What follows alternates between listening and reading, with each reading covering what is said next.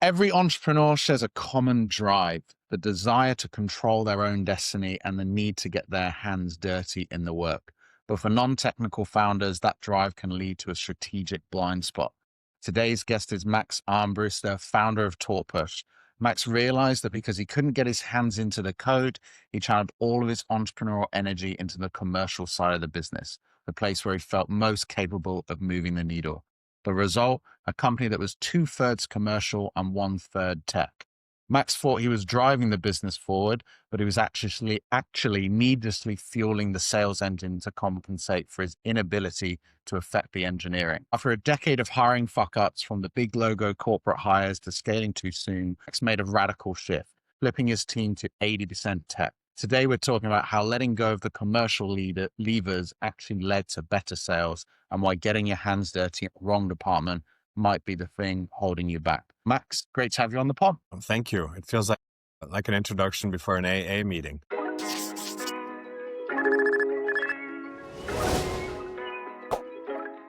Hello, my name is Max, and I'm a fuck up. You know, the events we host, we do that. We get everyone to stand up and go, "Hey, I'm Max, and here's my fuck up." Well, you've said that non-technical founders kind of often over focus on the commercial side because it's the only part of the business they feel like they can kind of actually control. Looking back at the early days of Talkpush, how did that need for control manifest in your hiring? Yeah, well, I think the broader fuck up is the idea that the biggest thing that's holding your business, the biggest thing that's holding you back, is not always the way where your attention goes to. Because if it's a problem that you feel powerless against, you might just start pouring your energy, your resources into other areas. So in my case, I mean, you might remember this, but I had like 6 or 7 people in charge of closing deals, Mhm. and it's way too it's way too many for a company that's doing 1 or 2 million in ARR. If you're doing enterprise sales and you're doing 1 or 2 million in ARR, the only person who should be closing deals is the CEO. And then you can invest your energy and your resources elsewhere on the hiring front. Yeah, I do remember because I was one of those 6. Time out, guys. Lots of you are watching. Lots of you are learning from the founder fuck ups that we've all gone through. But please do me one little teeny favor and subscribe so that we can keep growing the channel and get more great founders on. Back to the episode. And I mean, for you were. I just want to tell the audience, you were an excellent investment. That if there were only Ben bags, it would have been fine, but it was a mixed bag. Good. I mean, before we were going to do this pod, we kind of talked about sort of a bunch of hires that you did over the years, sort of a decade of hiring mistakes. Like you've mentioned, the big logo hire, the do-gooder, the part-timer, the entrepreneur, and also just scaling too soon. Without going through kind of every single one of them, which 2 of these archetypes were the most seductive for you as the founder, and why did they ultimately fail? Yeah, I think. I mean, now we're going to go back to talking about you, because one of the mistakes you make at the beginning is you really want to hire somebody who is super entrepreneurial, because you're an entrepreneur yourself, and therefore you want to surround yourself with like-minded people. I mean, time and time again, I've hired people who were very good at sales, also clearly entrepreneurs coming in. Well, they don't last very long, is my experience. And I don't want to generalize, but generally my experience is that they give you a couple of good years, and as soon as the opportunity presents itself, they'll go and do something on their own. And I get it. Like no resentment at all, because I did the same thing, 15 years ago, and I would do it again.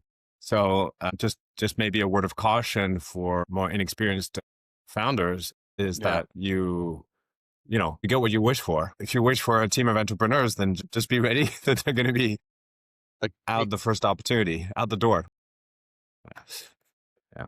So that's one that I did a few times, and I mean, you can kind of smell an entrepreneur. Mm-hmm. It's still a quality. Like, I'd say if somebody is an entrepreneur in the sense that they have a side gig, a side revenue, but it's never going to be their main income, no problem. But if you feel like they're there to learn and then they're just like a wild stallion, you won't be able to control them. Then maybe stay away. Yeah. I guess the ones that have like the side hustle, they're kind of scratching the itch already, right? But the ones who are just absorbing and learning and just taking on more and more so that they can go away and then build, they're a bit harder to control, like you said. And it's not even a regret in the sense that, 2 good years from a good sales executive, if he then runs off and does his thing, it's still 2 good years. I mean, you still get Yeah. ROI on that. So it's not the end of the Yeah. world. But And what was the then the flip second? side of that is not entrepreneurial enough. And that's just somebody who is a consensus builder, who is good in a larger organization, who doesn't stick his neck out, fly under the radar. And that's cool in a company with 500 plus people, but Yeah. I'm not there yet. Yeah.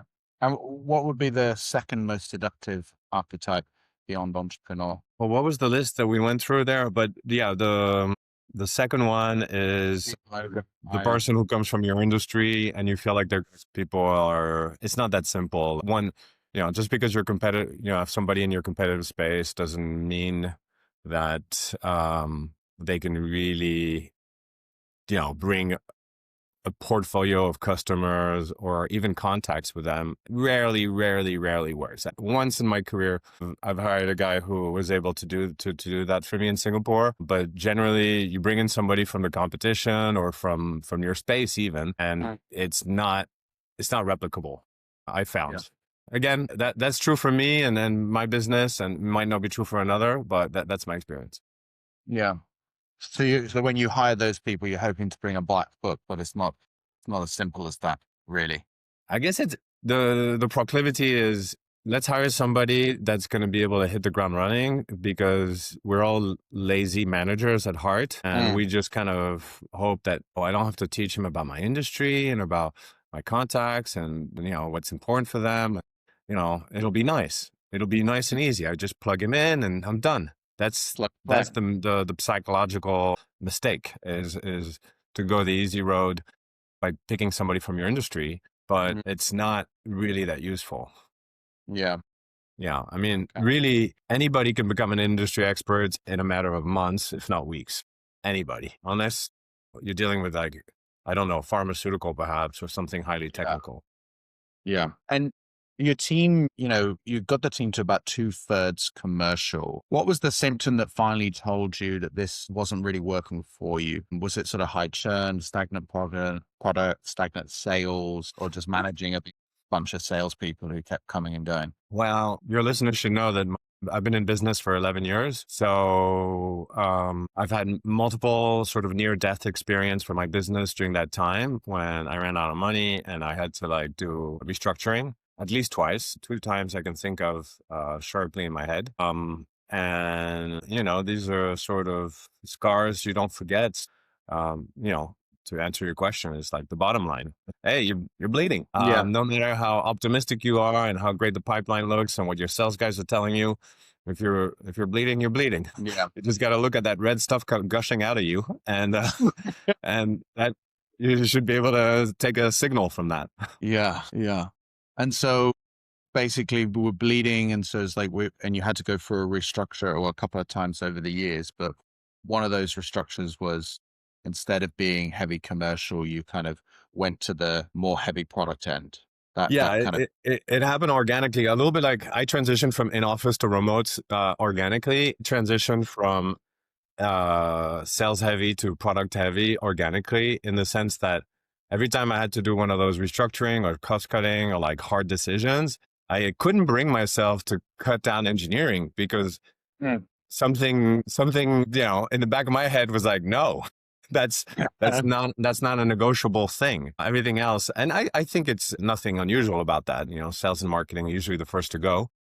Yeah. In a recession, but yeah. And I've had so many different iterations of my sales and marketing team over the years, and it feels like no matter what I put in the machine, the same thing comes out. Meaning I have the same number of new customers coming out, whether I have like heavy marketing, low sales, low marketing, heavy sales, or another mix of those. Like, whatever I put in the sausage factory, the same number of sausages come out. So I'm like, okay, let's keep it low then. And that's been my journey. I'm going to try to crack it into, eventually a bigger factory. But right now, if you run different permutations of your sales and marketing team and the output is the same, then naturally you should minimize your input. You should, if the same stuff comes out, then you don't need to put in more fuel. Yeah. Yeah. So because you had done all these different iterations of the sales and marketing team, it was just like, hey, why don't we try invest more in the product? And it was Yeah. that kind Yeah. of, Yeah. And eventually it pays off and product. And, when the reward mechanism for building a complete product are very low, slow. It takes months or sometimes before it takes 2 or 3 years before a product can start being profitable typically. So yeah, you have to be very patient. I mean, that's enterprise SaaS. And then the longer you've been in business, the more complete your product. And now after 11 years, like I said, deals become a little bit easier and bigger deals become an opportunity. And we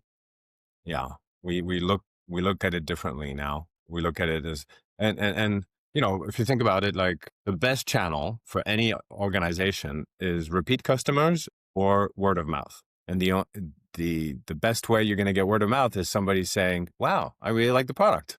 Plain and simple. So you can't really go wrong there. And when you're delivering a product that your customers want, if you look at it as a marketing channel, it's a good one. It may not give you rocket ship growth, but it will give you growth. Yeah. And when you you found the opposite, right? When you cut the sales and went more on product, sales actually started to grow, right? You started to increase the revenue. Yeah. When you have fewer salespeople, also it gives focus to me and the other 1 or 2 top executive I can rely on to close the deals. So the close rate improves. You spend less time, figuring out what your sales teams is telling you. So less is more there, and eventually you start building a reputation. If you innovate, let's say you've got your core product, and half of your engineering effort is to make that click and work. And then the other half, or maybe a third, is try new things, experiment. That rate of experimentation, of innovation, it may do nothing other than position you as a company that tries things, innovates, is on a cutting edge. And in the age of AI, if you're an established vendor who also has a track record of trying new things, that puts you in a special place for the customer. They're like, this is a company that I know their products, their core product, it's reliable, and I know that they're trying new things. Next time I want to, reinvent this function or that function, I'm going to turn to them because they're a known quantity, they're a known provider. And in fact, in the age of AI, nobody knows what the world is made of. So even more so these days, they just want to have a reliable vendor that's done something that worked. Just do something that works, and then the experimentation on the side, and then that becomes a sales engine. And last year, maybe 80% of our revenue could be loosely attributed to the experimentation we did on voice and voice AI. Admittedly, we're still total newbies in the space, but so is everybody else. Yeah. And so by having that 80% of kind of our headcount focused around product and a third of that sort of dev team being able to do these experiments, you're able to make these bets like, let's try voice, let's go after voice. Yeah. And we have a betting table. Every 2 months, we get together to decide a few bets, and we just allocate 2 or 3 engineers to work on it full time. Okay, that's really good. And I think when you first started, obviously part of it was, I need to do commercialization because that's where my strengths are. And an element of that is because we want to sort of control our destiny, right? How does that feel now that we're heavily on product? Do you feel like you're controlling your destiny in the way that you would expect it to? Well, the only kind of control you can have is the only way you can truly gain control of your life as a business owner is by building a profitable business. You cannot really build a great business by controlling every department, because nobody's that smart. So the basic That's the hard truth is if your business is profitable and you can put a little bit of money aside, then that's true control. Everything else is you grasping at straws. And another answer to your question is, well, I don't have another answer. That's it. Profit is control. That's a good answer. Yeah, but I feel like I'm not really talking about the psychological dimension so much. I mean, yeah, initially that energy has to go somewhere. I think as a founder, the energy should be spent. You go where you can be most helpful: marketing, sales, product. And at the beginning, you want to be helpful everywhere. But I guess if you're okay at sales, don't start hiring salespeople too soon. That's a general message. Just force yourself into creating a cadence and a system that you can operate with yourself. Just stay the main sales guy as long as possible. That's control. Oh, you're controlling what you can do. I think I did that, but now I'd be happy to hand it over. Okay. Sort of, if what you've been saying here is, I guess, one piece of advice to a non-technical founder that you wish you got back in the day was, hold on to sales, invest in the product more, and keep selling. Just keep selling. Just keep selling. Keep selling until you got more deals than you can handle. If you don't have more deals than you can handle, the solution is not hire sales guys, which it's obvious in hindsight. Everything's always in hindsight. That's why it's hindsight. And would you, if you were to go back then, you would take these lessons and you would essentially be like, right, we're going to go all in on product. And what would be your next big bet, do you think? The next big bet. You mean if traveling back in time, what would I change? No. What would be your next bet for Talk from all your left? For the business in general? Well, we're really in the early stages of voice AI applied to recruitment. So I don't need to think about the next bet so much. I just need to get that right. So yeah.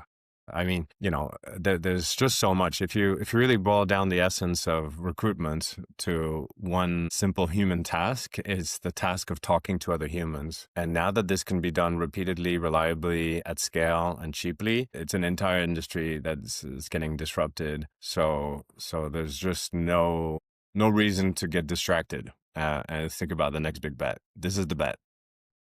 This is the bet. No other shiny objects are getting in the way. All voice. No, I got 2 kids, and my wife is closing a transaction to buy a house. We're getting on the property ladder, so the rest of my life is taken care of. I could just focus on that. Awesome.